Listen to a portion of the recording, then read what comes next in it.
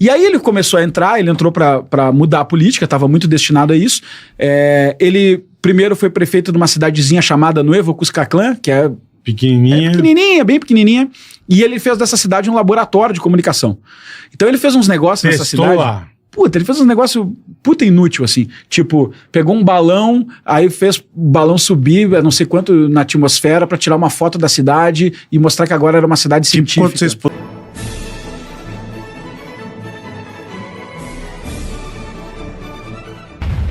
Se for no meio do nada, né? No meio do nada, é. Agora, por que, Lucas, por que é tão polêmico esse cara, o Bukele? Por que se o cara resolveu 90% da crime...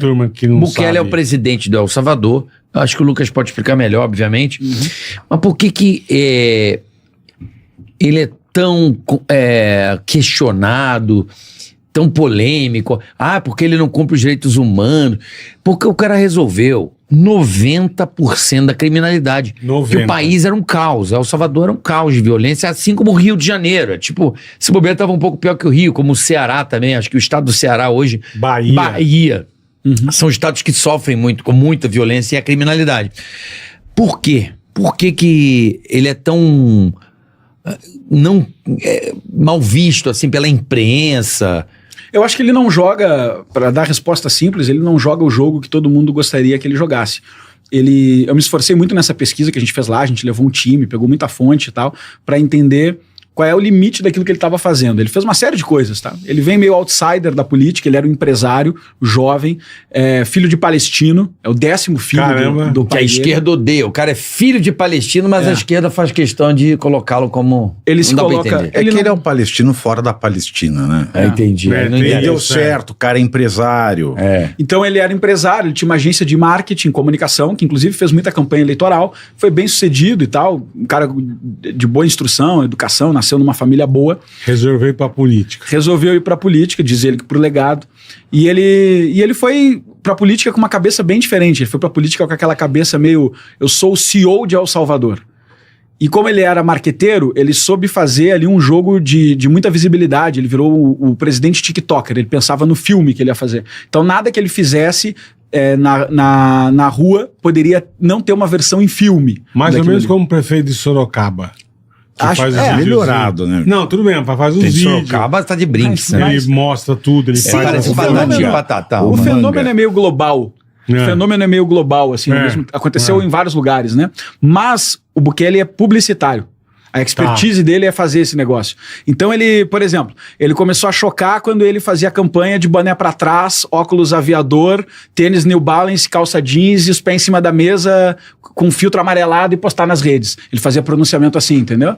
Então ele começou a soar não pro público jovem, mas como um jovem faria campanha. Então ele tinha um apelo estético muito grande. Esse negócio do Secote, em grande medida, tem uma jogada estética nisso, que se tornou o cartão de visita de El Salvador. Que é, cara, olha aqui o presídio que a gente tem, todo mundo tatuado e tal. Então é um negócio meio insano. E aí ele começou a entrar, ele entrou pra mudar a política, estava muito destinado a isso. Ele primeiro foi prefeito de uma cidadezinha chamada Nuevo Cuscatlán, que é pequenininha, bem pequenininha. E ele fez dessa cidade um laboratório de comunicação. Então ele fez uns negócios nessa cidade... lá. Puta, ele fez um negócio puta inútil, assim. Tipo, pegou um balão, aí fez o balão subir, não sei quanto, na atmosfera, pra tirar uma foto da cidade e mostrar que agora era uma cidade científica. Quando vocês puseram a japa no balão... O balão subiu. Sim. Ele fez esses negócios, sabe? A japa não subiu muito porque ela deu no prédio, né? Ele pegou o salário dele de $2.000 de prefeito, e como ele não precisava de grana, ele falou, cara... Todo mês eu vou pegar esses $2.000 e vou dar uma bolsa de estudos para um estudante em El Salvador que não vai se envolver com as gangues. Dória. Então, tinha esse clima. Dória. Tinha esse clima. Tá. Tinha esse clima. Que você ele olha o material, que eu acho uma merda, tá?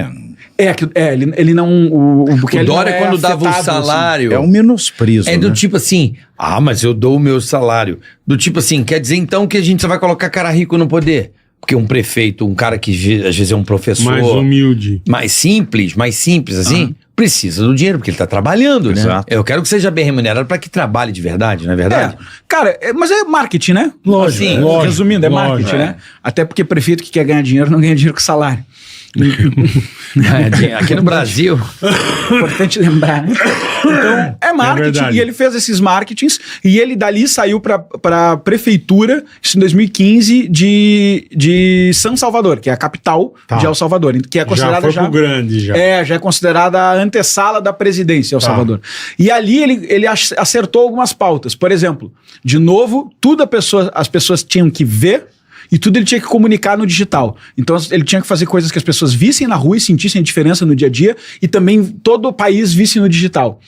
Uma das primeiras coisas que ele fez, tinha um mercadão, assim, um camelô no centro da cidade. E ele desmanchou o camelô e reacomodou esses caras em um mercado. Que não era uma obra muito cara, era uma obra relativamente barata, mas liberou de novo o centro para ser habitado. Então um lance meio Cracolândia aqui em São Paulo, parecido, assim, sabe?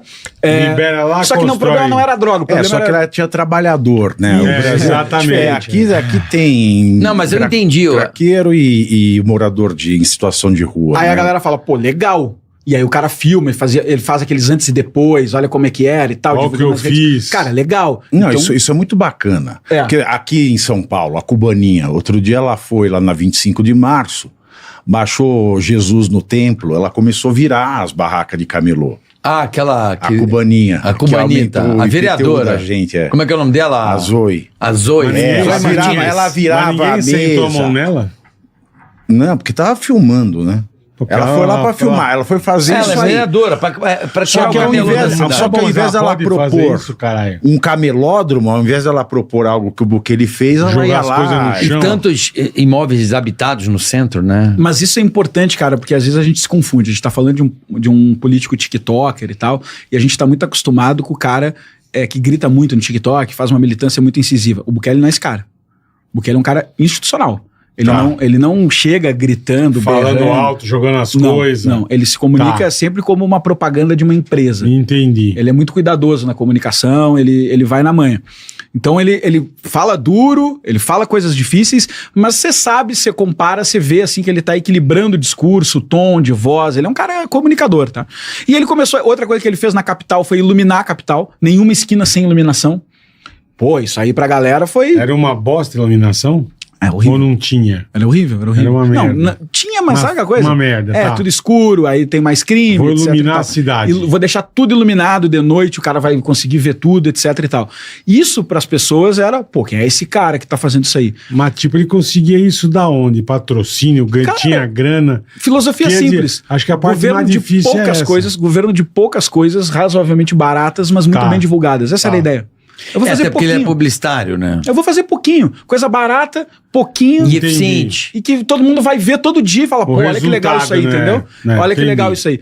E aí ele foi... Enfim, a história vai andando, ele vai concorrer na presidência e ele passa um grande trabalho. Nessa época ele era do FMLN, que é o partido de esquerda lá.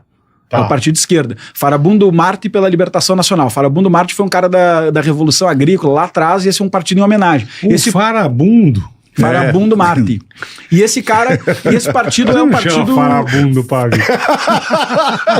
Que nome bonito. Farabundo. Prazer, Farabundo. O que é Farabundo? Farabundo. Farabundo Martí. Gostei do nome, meu. Era o comunista líder lá de El Salvador. Teve muito político da guerrilha, né, nesse partido. E isso, é o partido da guerrilha. Teve uma puta... Aquela mesma história que todos os países da América Latina, né? Oligarquia, plantação, aí depois tem uma ditadura militar para impedir uns comunistas, pelo menos diz que é para isso, fica uns 30, 40 anos, aí começa uma guerra civil, aí oficializa do lado, aí fica um bipartidarismo, uma direita meio fisiológica e uma esquerda que é... Antigamente era comunista, mas agora é parte do sistema também.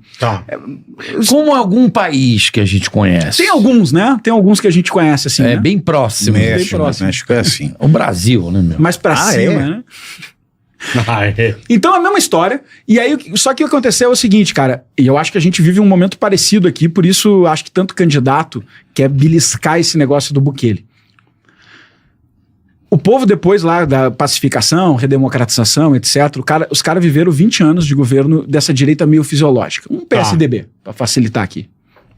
esquerda, centro-esquerda, vai. PSDB é centro-esquerda, vai. Segundo eu assisti no Brasil Paralelo, o Teatro das Tesouras. Estou falando nas categorias do nosso querido telespectador, né? Não, mas o cara assim entender, assim. Tá? Não, porque eu assisti no Brasil Paralelo, eu vi o Teatro das Tesouras. O que o cara queria nessa direita aí? O nome do partido, por sinal, é Arena, o partido dessa direita. Arena. É igual que era o partido. E o que ele queria? Ele queria privatização, abertura da economia. Então, por isso que eu digo, sabe, uma coisa meio... Ao mesmo tempo era meio corrupto, meio centão, a desigualdade social era considerada muito grande, que isso atrapalhava o país e tudo mais. De outro lado, cansaram desse governo, elegeram a esquerda FMLN. Mais 15 anos de esquerda lá. Lá vem o farabundo. Aí a esquerda, o que aconteceu? Ascensão maior da criminalidade, grandes escândalos de corrupção e tentou distribuir renda e não foi muito bem sucedido. Meio que empobreceu a classe média e ficaram... Nada diferente do Sol do Equador. O Zeitgeist é uma coisa, o fantasma do tempo, né? Ele paira bem... Aqui não no muda, né? É a mesma música, né? Então é uma história que a gente mais ou menos... Não precisa gastar muito tempo, porque é tudo meio familiar pra gente, né? Sim. Aí a galera cansa disso. E o Bukele... Só que lá a gente tem que lembrar que é bem mais pobre que aqui. É bem mais pobre que aqui. Pô, você viu o PIB de lá, quanto é? É bem mais pobre que aqui. O PIB dos caras é muito bosta, desculpa o termo. 32 bi de dólar. Exato. Cara, são 6 milhões de habitantes, é o tamanho de Sergipe esse negócio. Não é pequeno. São 6 milhões de habitantes e 1/3 da economia deles vem de remessa. Isso. O que é remessa? É cara que é de El Salvador e mora nos Estados Unidos trabalhando e manda dinheiro pra ajudar. Porque a moeda lá é dólar. É dólar. É dólar? Lá só rola dólar e Bitcoin governo, né? Não é isso? Foi inclusive o Arena esse que dolarizou a economia e isso foi considerado uma das coisas que empobreceu os caras. Mas sabe como é que é a economia, né? Ninguém sabe bem o que aconteceu. Foi o primeiro país também a aceitar a criptomoeda, né? Isso já foi no Bukele. Aí o Bukele fala, cara, eu vou romper com esse discurso e eu vou dizer que eu não sou nem de direita nem de esquerda.